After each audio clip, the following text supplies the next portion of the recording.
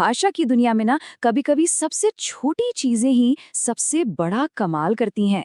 आज हम बात करने वाले हैं वाक्यों के कुछ ऐसे ही अनसुने हीरोज के बारे में, ऑक्सिलरी वर्ब्स। इनको हम हेल्पिंग वर्ब्स भी कह सकते हैं। सोचिए, ये वो छोटे लेकिन दमदार साइड किक्स हैं जो मेन वर्ब यानी मुख्य क्रिया को उसका असली मतलब देते हैं। जरा इस सेंटेंस को देखिए, ही लेफ्ट होम ऑलरेडी, मतलब वो पहले ही घर से निकल गया। सुनने में कुछ अधूरा सा नहीं लग रहा, जैसे कोई पहेली हो। सवाल ये उठता है कि वो निकला कब? और अब देखिए, सिर्फ एक छोटा सा शब्द हैड जोड़ने से पूरा सीन ही क्लियर हो गया। He had left home already, मतलब वो पहले ही घर से निकल चुका था। ये छोटा सा शब्द हमें फौरन बता देता है कि ये काम पास्ट में किसी और काम से भी पहले खत्म हो चुका था। है ना कमाल? यही तो है एक हेल्पिंग वर्ब की ताकत। तो चलिए अब जरा इन सीक्रेट हेल्पर्स से ठीक से मिलते हैं।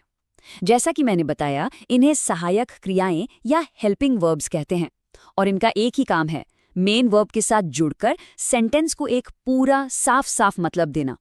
अब अगर हम इसकी किताबी परिभाषा देखें तो ये वही बात कहती है। ये क्रियाएं मेन वर्ब को मदद करती हैं, ये बताने में कि काम कब हुआ, मतलब टेंस, काम की क्या स्थिति है, या फिर किसी बात पर जोर देने के लिए। ये समझ लीजिए कि ये सेंटेंस के बेस्ट सपोर्टिंग एक्टर हैं। अच्छा, अब एक मजे की बात यह है कि ये सारे हेल्पर्स एक जैसे नहीं होते।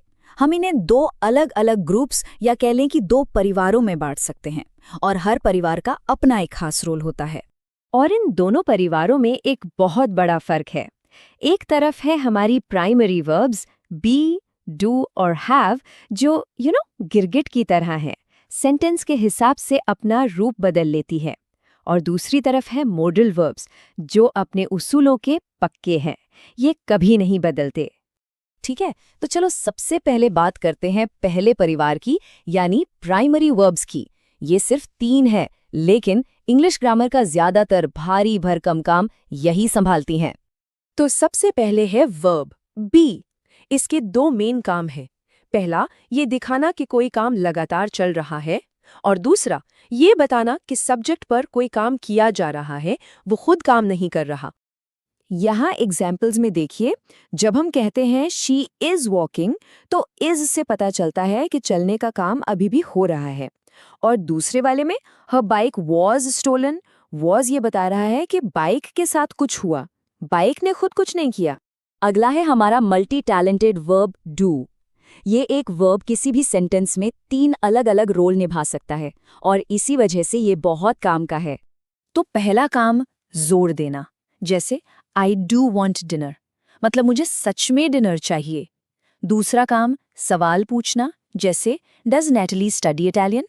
और तीसरा नॉट के साथ मिलकर नेगेटिव वाक्य बनाना। सिंपल है ना? और इस पहले परिवार का आखिरी मेंबर है हैव। इसका एक बहुत स्पेशल काम है, परफेक्ट टेंसेस बनाना। अब ये परफेक्ट क्या होता है? इसका मतलब बस ये है कि कोई काम कब पूरा हुआ, ये समझाना। इन उदाहरणों को देखिए, बात एकदम साफ हो जाएगी। We have been to India का मतलब है कि हम पास्ट में कभी इंडिया जा चुके हैं। वहीं ही हैड लेफ्ट का मतलब है कि वो पास्ट में किसी और काम से पहले ही जा चुका था। ये सब कुछ टाइमिंग का खेल है।